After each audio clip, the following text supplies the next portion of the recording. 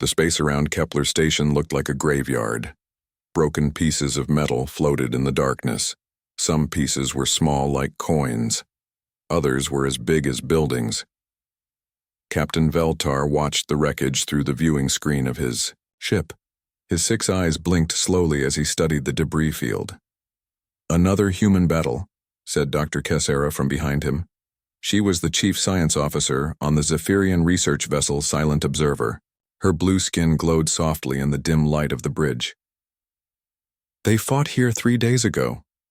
Veltar nodded his large head. The Zephyrians had been at war with the humans for 3 years now. But they still did not understand these strange creatures. Humans fought differently than any other species the Zephyrians had met. They were wild and unpredictable. "Sir," called out Navigator Hickson from his station, "I am picking up something unusual. There is a large object about 2 kilometers away. It appears to be intact." Veltar turned toward the navigator. "Show me." The main screen changed to show a massive human warship. It was dark and silent. No lights blinked on its hull. No energy readings came from its engines. But the ship was whole. Not a single hole could be seen in its armor. "Is it a trap?" asked Security Chief Mortok. His hand moved toward his weapon. "Doctor." Kessera stepped closer to the screen. Her scientific mind was already working. "Look at the design," she said. "I have never seen a human ship like this before. The hull is much thicker than normal. Those weapons ports are enormous." Veltar studied the ship. It was painted dark gray with numbers on the side. USS Iron Will was written in human letters. The ship was 3 times larger than his own vessel. "Are there any life signs?" he asked. Hickson checked his instruments. "Very faint. Maybe 1 or 2 beings aboard. They appear to be in the medical section." Dr. Kessera turned to face the captain. Her eyes were bright with excitement. "Sir, this is an incredible chance. We know so little about human technology. We could learn so much from studying their ship." "It could be dangerous," warned Mortok. "Everything about this war is dangerous," replied Veltar. "But Dr. Kessera is right. We need to understand our enemy better. If we can learn how their ships work, we might find weaknesses." The captain made his decision. "Prepare a boarding party, full protective gear, take scanners and recording devices. I want everything documented." 2 hours later, Veltar led a team of 6 Zephyrians through the airlock and onto the human ship. The artificial gravity was still working. The air was breathable but tasted strange. Emergency lighting cast red. Shadows on the walls. "The corridors are so narrow," whispered Dr. Kessera. "Humans must be smaller than we thought." Engineer Nixoth was examining the walls. "Look at this construction. These are not elegant curves like our ships. Everything is straight lines and right angles. Very crude." They moved through the ship slowly. Each room they entered was a surprise. The human sleeping quarters were tiny boxes with hard beds. The eating area had metal tables bolted to the floor. Everything looked designed for function, not comfort. "Here is something strange," said Nixoth. He was looking at a control panel. "This system has 5 backup power sources. 5. Why would they need so many? And look at these manual controls," added Dr. Kessera. "Every automated system has a way to operate it by hand. It is as if they expect all their computers to break." Veltar nodded. Humans do seem to prepare for the worst. They found the medical bay on Deck 7. It was larger than expected and filled with equipment. But something was wrong. The surgical tools looked more like weapons. The beds had restraints. Bottles of medicine lined the walls, but most were painkillers and combat drugs. "This is not a normal medical facility," said Dr. Kessera. "This is set up for battle wounds. Serious injuries." In the center of the room they found him. A human male lay unconscious on one of the medical beds.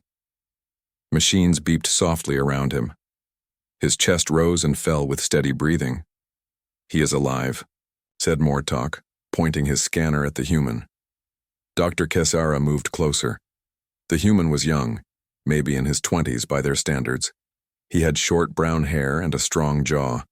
His uniform was torn and stained with blood, but his wounds had been treated. His name tag says Morrison, she read. Jake Morrison. He appears to be a lieutenant commander. Should we wake him? Asked Nixoth. Veltar thought for a moment. Not yet. First we study this ship, learn what we can. Then we decide what to do with the human. They spent the next 6 hours exploring the vessel. What they found confused them more and more. The ship was built like a fortress. The hull was incredibly thick. Blast doors could seal off any section.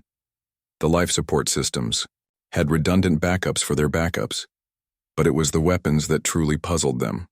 The humans had loaded their ship with enough firepower to destroy a small fleet. Missile bays held thousands of warheads. Railguns lined the hull like teeth in a monster's mouth. The ammunition stores were enormous. Why do they carry so much? Destructive power? Asked Nixoth. Our ships are more efficient. We use energy weapons that draw from the main reactor.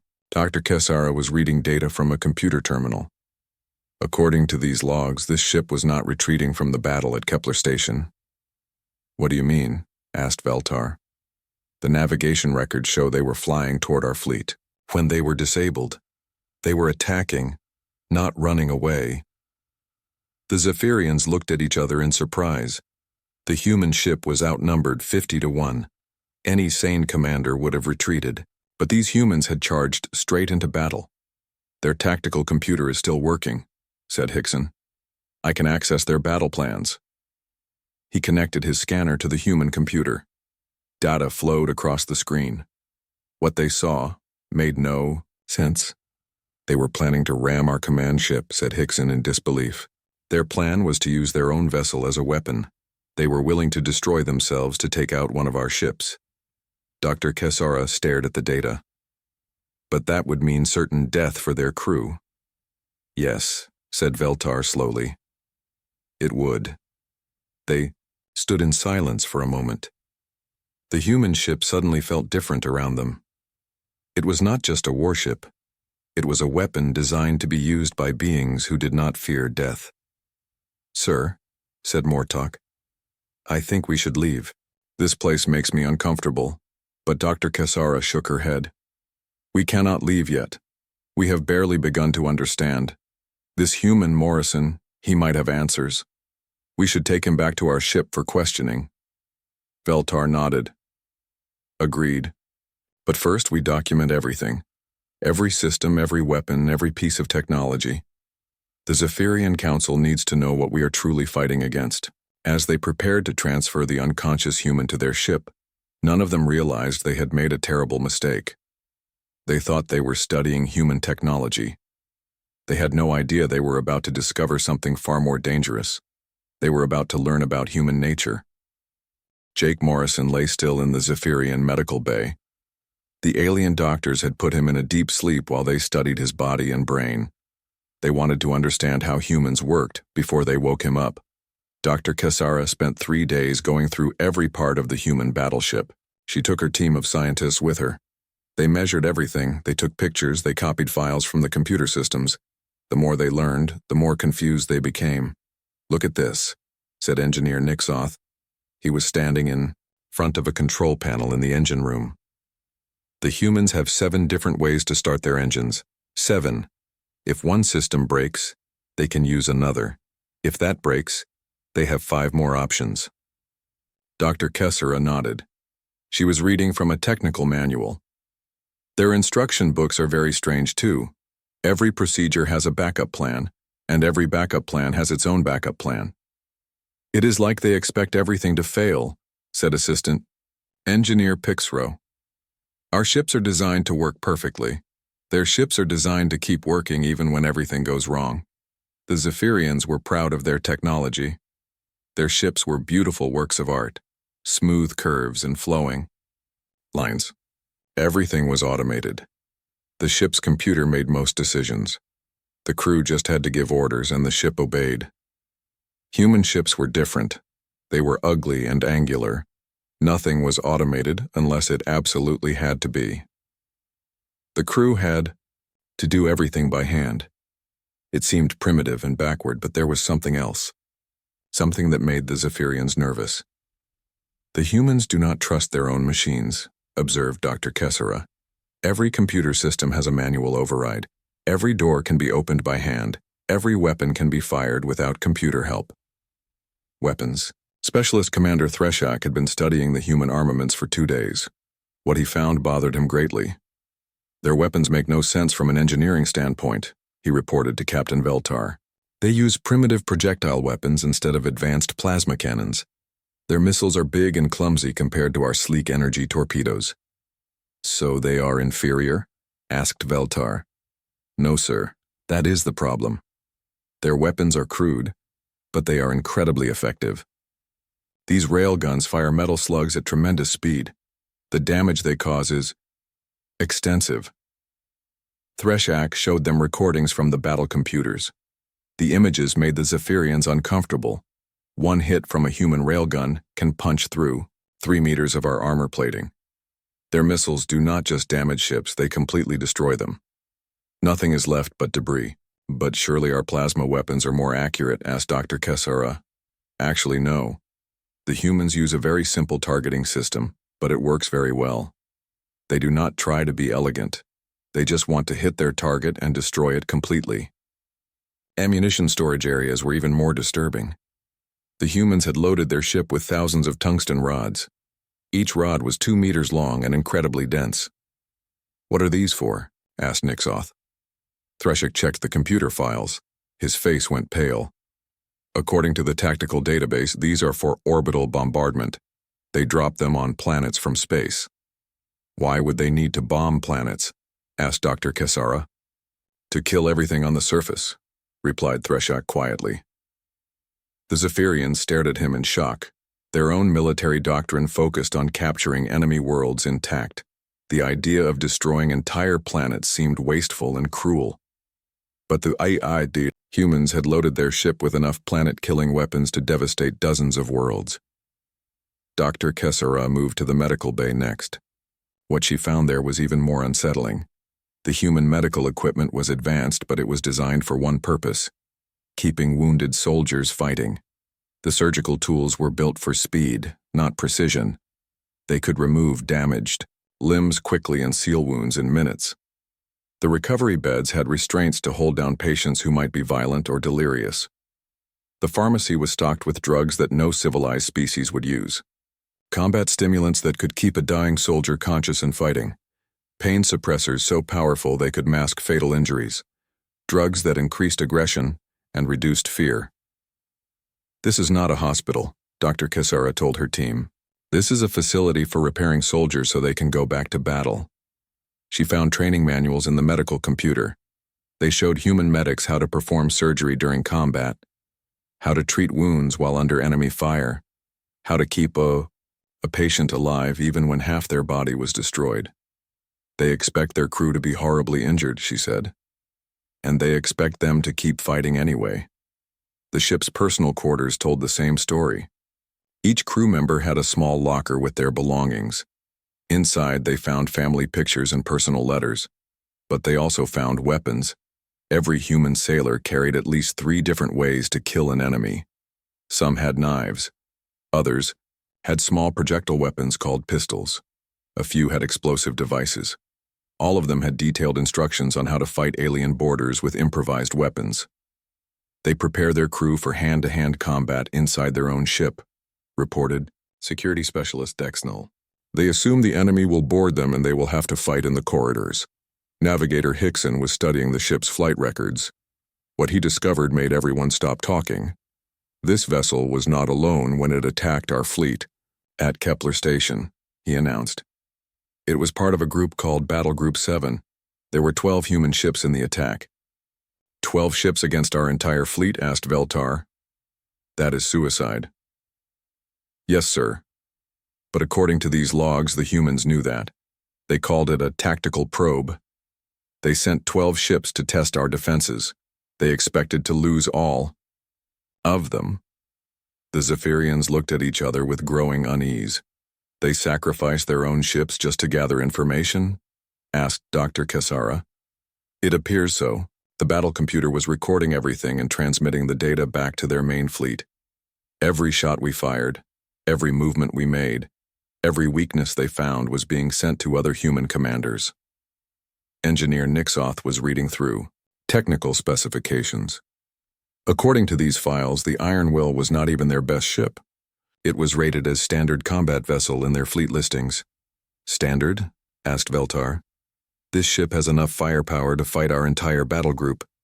Yes, sir, and they have hundreds more just like it. Dr. Kesara pulled up the human fleet organization charts on her computer pad. The numbers made her stomach turn cold. They have divided their forces into 12 battle groups, she read. Each battle group has between 50 and 200 ships. Battle Group 7, which attacked us, was listed as their smallest unit. The silence in the room stretched for a long moment. They sent their weakest force to test us, said Veltar slowly. This was not a real attack. This was just them probing our defenses. Threshak was checking weapon production reports from the human database. Sir, you need to see this. According to their industrial reports, they are building new warships at an incredible rate. Their shipyards complete 3 new vessels every day. 3 per day? Asked Dr. Kesara in disbelief. Yes, and they are expanding their shipyard capacity. Within 6 months, they plan to complete 10 new ships every day. The Zephyrians had been fighting this war for 3 years. In that time, they had built maybe 50 new ships. The humans were building more than that in 2 weeks. There is something else, added Hickson. The navigation logs show supply routes from human territory. They list over 400 inhabited worlds providing resources for the war effort. 400 worlds? Asked Veltar. Our intelligence report said they had maybe 30 colonies. Our intelligence was wrong, sir. The humans control a vast territory, much larger than our own. Dr. Kesara was reading personnel files from the ship's computer. The crew of this vessel came from 17 different worlds. They speak dozens of different languages, but they all serve in the same military. How is that possible? Asked Nixoth. It says here that military service is voluntary but common. Humans from across their territory join their fleet willingly. They travel far from home to fight in wars that do not even affect their homeworlds. The more they learned about the humans, the less sense it made to the Zephyrians. These creatures seemed to enjoy fighting. They prepared for war even during peace. They designed their ships to keep working when everything went wrong. Most disturbing of all, they treated warfare as a normal part of life. I think we need to wake up their prisoner, said Dr. Kesara. We need answers that we cannot find in their computers. Veltar nodded. Agreed. But we must be careful. If this Morrison is a typical human, he may be more dangerous than we realize. None of them knew how right they were. Jake Morrison opened his eyes slowly. The ceiling above him was unfamiliar. Curved metal beams formed strange patterns. The lighting was softer than what he was used to on human ships. His head felt foggy from whatever drugs they had given him. He tried to sit up and immediately noticed the restraints around his wrists and ankles. Soft but strong, designed to hold him without causing injury. Professional work. So I have been captured, he said to himself. His voice was calm and matter-of-fact. A door opened with a soft hiss. 3 alien beings entered the room. Morrison had never seen creatures like these before, but he recognized them from intelligence briefings. Zephyrians. Tall, blue-skinned, with large eyes and graceful movements. The one in the center wore what looked like a medical uniform. She approached his bed cautiously. You are awake, she said, in accented English. I am Dr. Kesara. We have been waiting for you to recover. Morrison looked at her with mild interest. Doctor, I assume you are the one who treated my injuries. Thank you. His polite response seemed to surprise the aliens. They had expected anger or fear. Instead, the human was thanking them for medical care. You are on board our research vessel, explained Dr. Kesara. We found you on your ship after the battle at Kepler Station. You were the only survivor.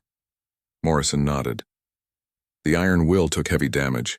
Most of the crew would have been in the forward sections when we were hit. They probably died instantly.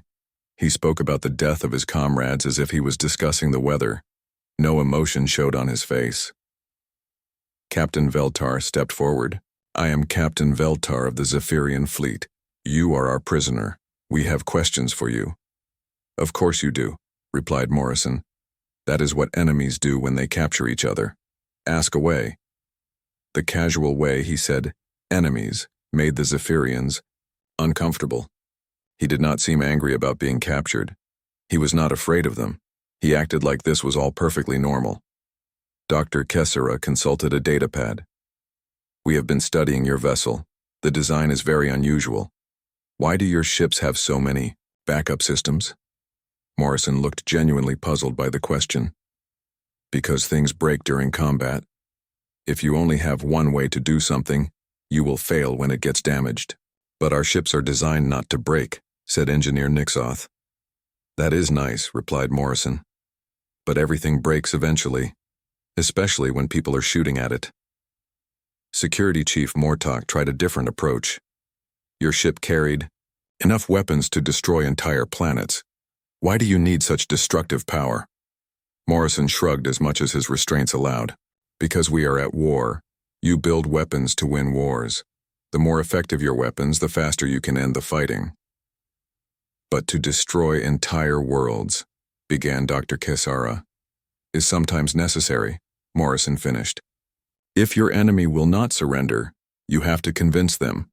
Destroying a few of their worlds usually gets the message across. The aliens stared at him in shock. He was talking about genocide as if it was a routine military tactic. Veltar decided to try intimidation. You realize you are completely at our mercy. We could kill you at any time. Morrison nodded. Yes, you could, but you will not. How can you be so certain? Because you are scientists, not soldiers. If you were going to kill me, you would have done it already. Instead, you treated my wounds and gave me a comfortable bed. You want information, not my death. His analysis was correct, and it bothered them. This human understood them better than they understood him. Dr. Kessera tried a different approach. She activated a holographic display that showed scenes from recent battles. Zephyrian ships destroying human vessels. Human colonies burning. Thousands of casualties. These are victories our forces have won against your people, she said. Does this not make you angry? Do you not feel hatred for us? Morrison watched the recordings with professional interest. Those are good tactical displays. Your gunnery crews are well trained. Your formation flying is excellent. But these are your own people being killed, protested Dr. Kessera. Yes, they are. War is like that. People die. Ships are destroyed. Colonies are lost. That is why we try to win as quickly as possible. His complete lack of emotional response unnerved them. They had expected rage or despair. Instead, he was critiquing their military technique.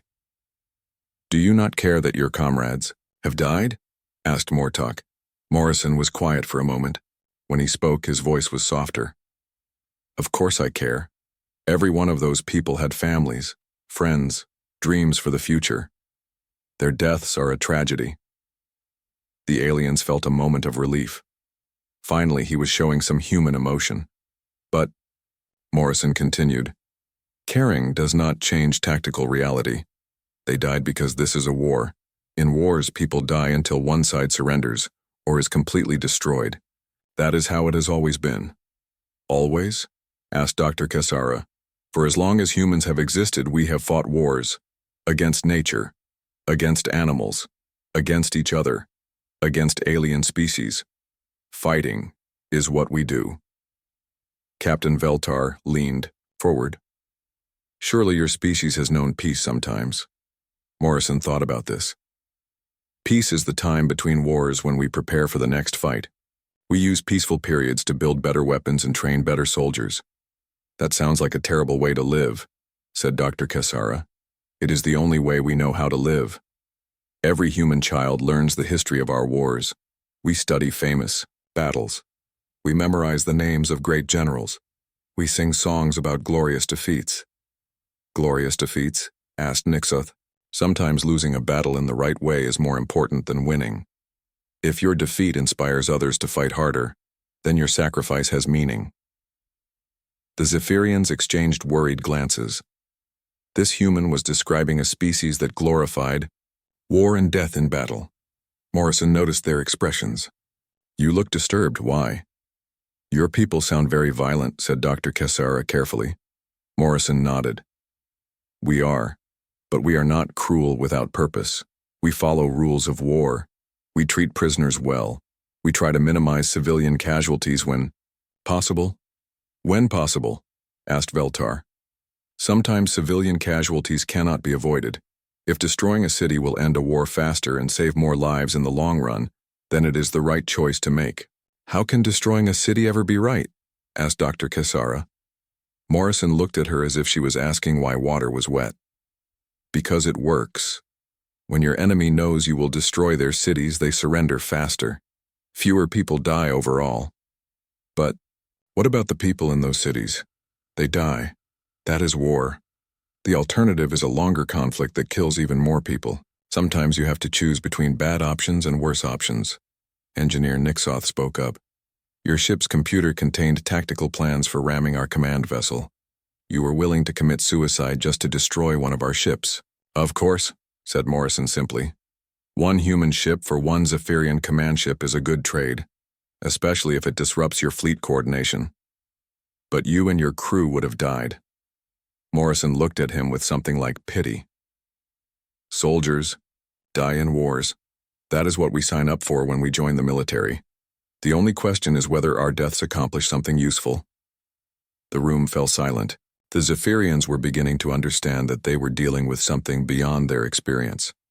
This was not just a different species. This was a completely different way of thinking about life and death. Dr. Kessara made one more attempt. Surely your people want this war to end. Surely they desire peace. Morrison nodded. Absolutely. We want peace very much. Then why do you continue fighting? Because the only peace worth having is the peace that comes after total victory.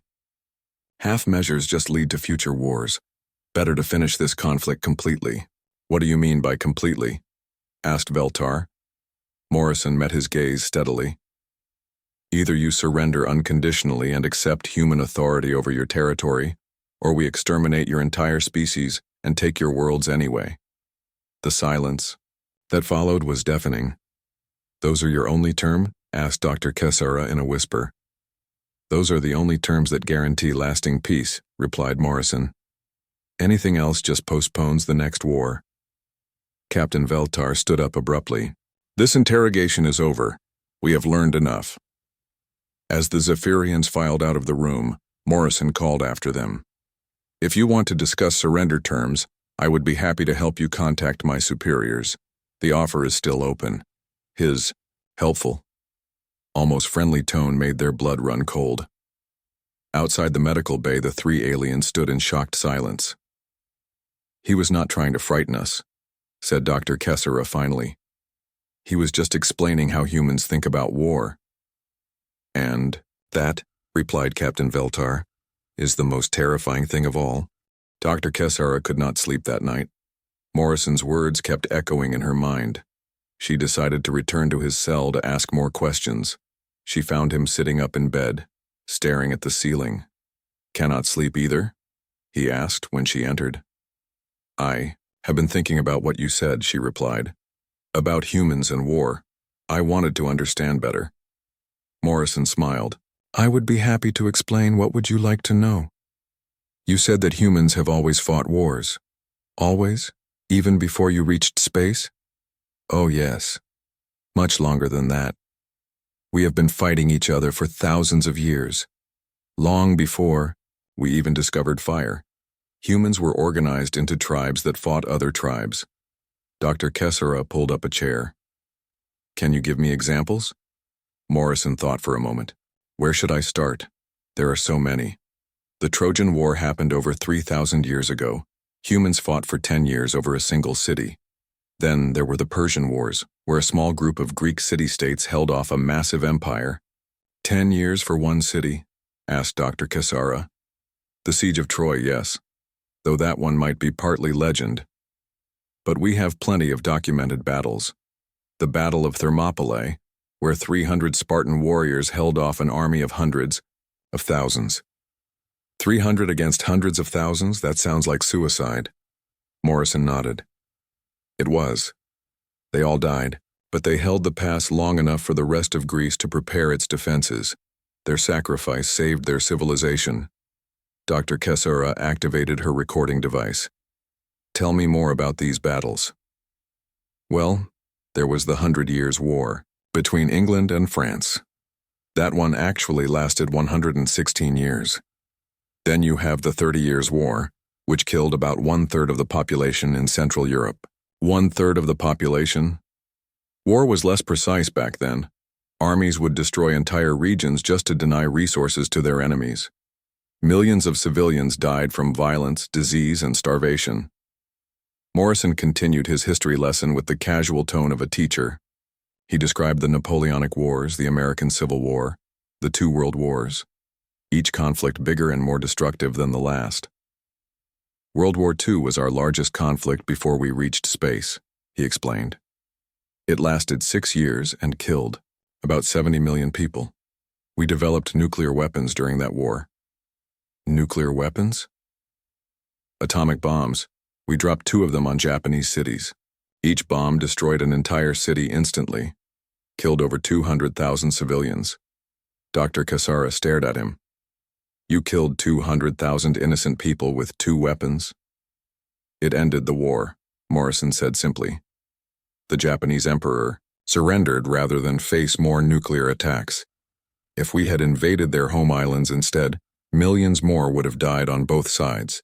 But those were innocent people, families, children. Morrison was quiet for a moment. War is terrible. Every human knows that. But sometimes terrible choices prevent even worse outcomes. The nuclear attacks convinced the Japanese that continued resistance was hopeless. Dr. Kessera felt sick. How can you speak so casually about such horror? Because it is history. Every human child learns about these events in school. We study them so we can understand how wars start and how they end. Knowledge of the past helps us fight better in the present. Fight better? Should it not teach you to avoid fighting? Morrison looked confused. Why would it teach us that? War is a tool. Like any tool, you want to use it as effectively as possible. The better you understand war, the more quickly you can win.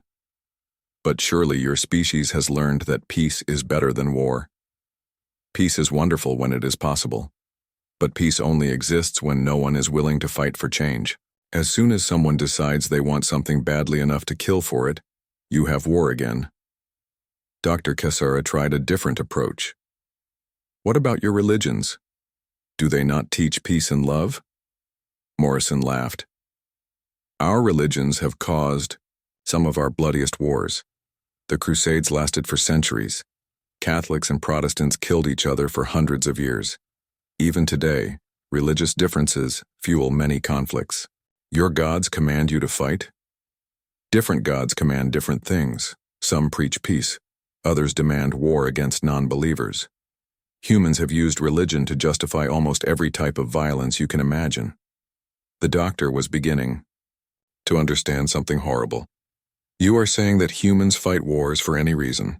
Religion, territory, resources, ideology. Those are some of the reasons, yes. But humans also fight wars for honor, revenge, freedom, survival, and sometimes just because we enjoy it. Enjoy it? Morrison nodded. Some humans love combat. They find meaning and purpose in battle. Military service gives them a chance to test themselves against worthy opponents. Dr. Kessera was quiet for a long moment. Then she asked the question that had been bothering her most. What about this current war? The war between humans and Zephyrians? How does your species view this conflict? Morrison shrugged. It is just another war. Not particularly important in the grand scheme of things. Not important, we are fighting for the survival of our civilization. From your perspective, yes. From ours, this is a minor border dispute. We have fought much larger wars against ourselves. Minor? Dr. Kesara, in human history this conflict barely registers. We are using only a small fraction of our military forces. Most human worlds have not even noticed there is a war happening. The doctor stared at him. You are not taking this seriously? Oh, we are taking it seriously. Any war deserves proper attention. But this is not an existential threat to humanity. We have plenty of ships, plenty of soldiers, plenty of resources. We could fight this war for decades without significant strain on our civilization. Decades, if necessary. Though I doubt it will take that long. Most wars end much faster once both sides understand the real balance of power. Dr. Kesara activated her datapad and showed him recordings of recent Zephyrian victories. Our forces have won several major engagements. We have destroyed dozens of your ships. Morrison studied the tactical displays with professional interest. Good work. Your commanders know what they are doing. But these are small engagements by human standards. Small? These battles involved hundreds of ships. Dr. Kesara, human naval history includes battles with thousands of ships on each side. The Battle of Lady Gulf in World War II involved over 800 vessels, and that was fought with primitive technology on a single world's oceans. He leaned forward. Would you like to know what human war production looks like when we are serious about a conflict?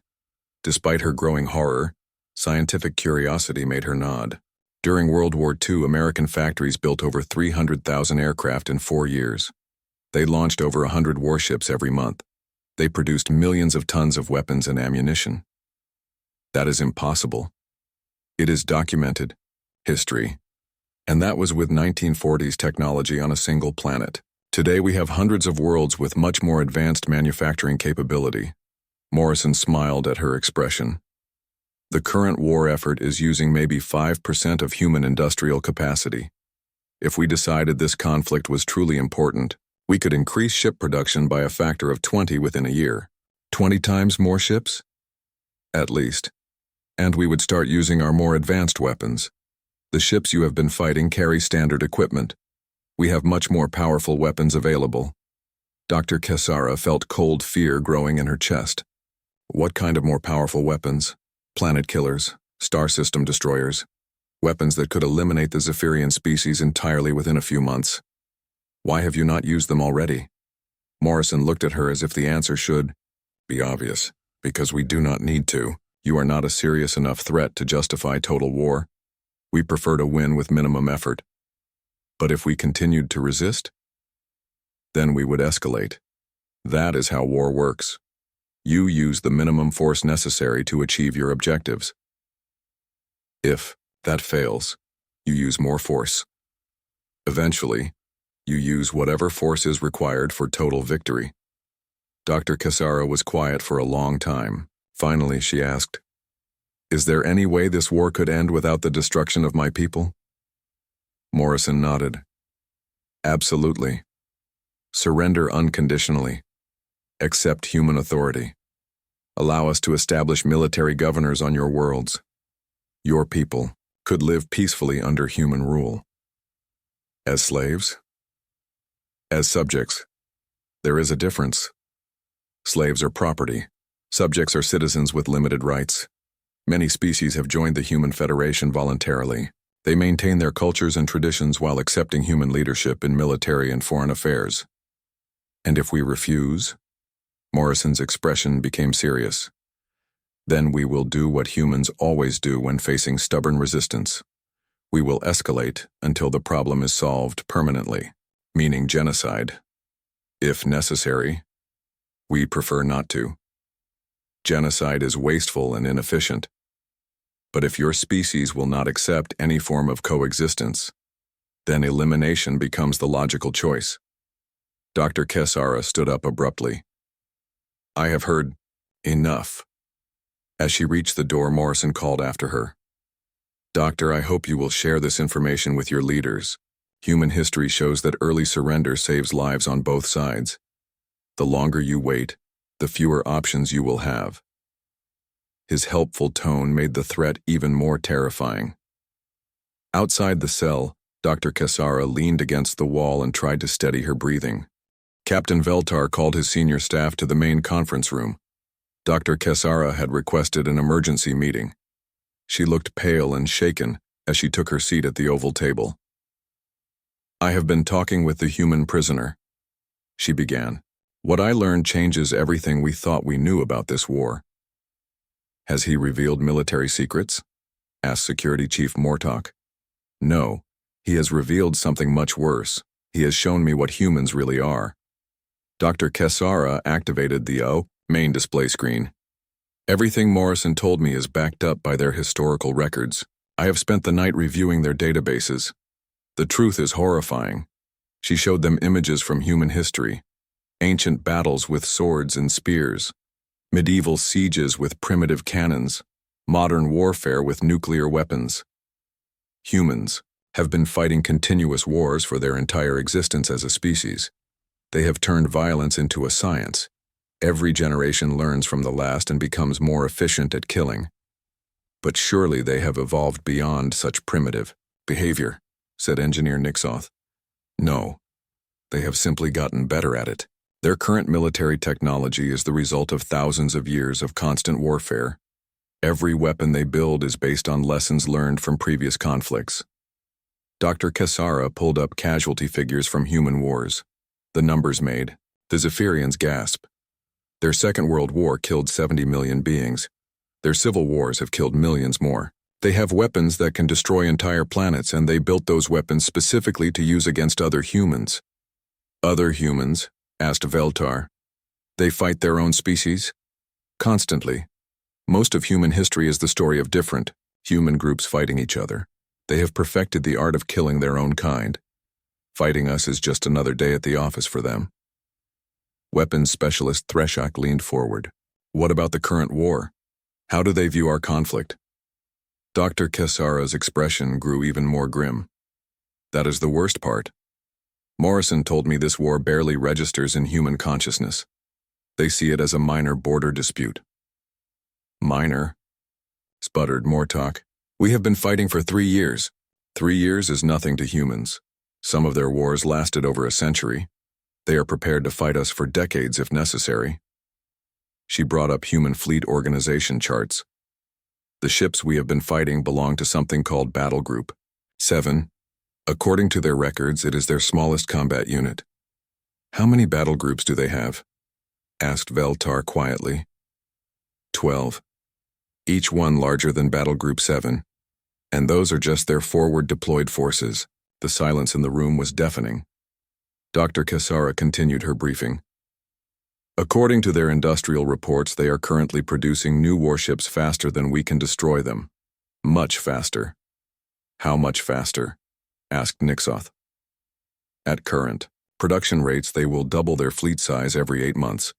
By the time we could mount a major offensive against their territory, they will have 10 times as many ships as they do now. Threshak was studying the weapons data. Their technology is also advancing. The ships we fought at Kepler Station carried standard armaments. They have much more powerful weapons in development. What kind of weapons? Asked Veltar. Planet destroyers. Star killers. Weapons designed for total extermination of enemy species. Dr. Kessara nodded. Morrison was very clear about human doctrine. They prefer to win with minimum effort, but if an enemy continues to resist, they escalate until the problem is solved permanently. Meaning? Asked Mortok, though he already suspected the answer. Complete genocide. The total elimination of our species and the colonization of our worlds by humans. The room fell into stunned silence. Finally, Veltar spoke. What are our options? According to Morrison, we have 2 choices. Surrender unconditionally and accept human rule, or face complete extermination. There must be a third option, protested Nixoth. Some kind of negotiated peace. Dr. Kessara shook her head. I asked Morrison about that. He said humans do not make temporary peace agreements. They consider them a waste of time because they just lead to future wars. So they want either total surrender or total victory. Exactly. And Morrison seemed genuinely helpful when he offered to arrange surrender negotiations. He acted like he was doing us a favor. Threshak was reading tactical assessments on his datapad. If their numbers are accurate, we cannot win a military victory. Even if we destroyed half their current fleet, they could replace those losses within a few months. What about allies? Asked Mortok. Other species who might help us fight humanity? Morrison mentioned that many species have already joined the Human Federation voluntarily. They seem to prefer cooperation to conquest when possible. Dr. Cassara brought up star charts showing human territory. The red areas indicating human control covered vast regions of space. Their territory is much larger than our intelligence estimated. They control over 400 worlds. Their population is in the trillions. Trillions? Asked Veltar. And all of them support the war effort. Military service is voluntary but popular. They have millions of beings willing to serve in their fleet. Nixoth was studying human ship, design specifications. Even their supposedly standard vessels are incredibly advanced. The backup systems, the redundant controls, the massive weapons arrays. They design every ship as if it might have to fight their entire fleet alone. Because, in human history, that has probably happened, said Dr. Cassara. They expect treachery. They prepare for betrayal. They assume their allies will become enemies and their enemies will never surrender willingly. The conference room's door chimed. A junior officer entered and handed Captain Veltar an urgent message pad. Veltar read it quickly, his expression growing grave. Our long-range sensors have detected a large human fleet entering this sector. Over 200 ships. They are coming to rescue their prisoner? Asked Mortok. I do not think so, replied Veltar. According to this report, they are not heading toward us. They are heading toward the Zephyrian military base at Centaura Prime. Dr. Cassara felt cold dread in her stomach. How many ships are stationed at Centaura Prime? About 50 of our best vessels, said Threshak. It is one of our most important defensive positions. 200 human ships against 50 of ours, said Dr. Cassara quietly. It will be a massacre. Veltar stood up. We need to warn Centaura Prime immediately. Sir, said Dr. Cassara. Before we do anything else, I think we should talk to Morrison again. Why? Because he might be willing to help us contact the human fleet. He offered to arrange surrender negotiations. Maybe he can call off the attack. The Zephyrians looked at each other with growing desperation. The idea of asking their prisoner for help seemed humiliating, but it might be their only chance to save Centaura Prime. 20 minutes later, they were back in Morrison's cell. The human looked up with mild curiosity as they entered. You look worried, he observed. Has something happened? Your fleet is approaching one of our military bases, said Veltar. 200 ships against 50. Morrison nodded. That sounds about right. Human doctrine calls for overwhelming force when attacking fixed positions. Can you contact them? Asked Dr. Cassara. Can you ask them to accept the surrender of Centaura Prime? I could try, said Morrison. But I would need access to a communication system, and honestly, it might be too late. Once an attack begins, it is difficult to stop. Why? Asked Veltar. Because human battle plans assume the enemy will try. Deception. Fake surrender offers are a common tactic. Our commanders might not believe the surrender is genuine until after they have destroyed your defensive capability. Dr. Cassara felt sick. So those 50,000 Zephyrians at Centaura Prime are going to die no matter what? Morrison looked genuinely sympathetic. Probably. War is like that sometimes. Once violence begins, it develops its own momentum. But they could surrender. They could try. But human battle doctrine assumes that any enemy fortification will fight to the last defender. It is usually faster and safer to just destroy everything and sort out the survivors afterward. The Zephyrians stared at him in horror. Of course, Morrison added helpfully. If the Zephyrian government issued a general surrender order, that would be different. A government surrender carries more authority than local commanders trying to give up during battle. A general surrender? Asked Veltar. Complete and unconditional. The Zephyrian leadership would need to order all military forces to stand down and accept human occupation. That kind of surrender order would definitely stop the attack. Dr. Cassara looked at her colleagues. She could see the same terrible realization in their eyes. "How long do we have?" asked Veltar. Morrison checked the chronometer on the wall. "Based on typical human attack patterns, I would estimate 6 to 8 hours before the assault begins, maybe less." "And how long would it take to arrange surrender negotiations? If you give me access to a communication system right now, I could have preliminary contact with human command within an hour. Full negotiations might take 2 or 3 hours." Veltar made the hardest decision of his military career. "Dr. Kesara, prepare a communication link for our prisoner, full diplomatic authority." As they prepared to leave, Morrison called after them one more time. "Captain, you are making the right choice. Human history shows that early surrender saves lives on both sides.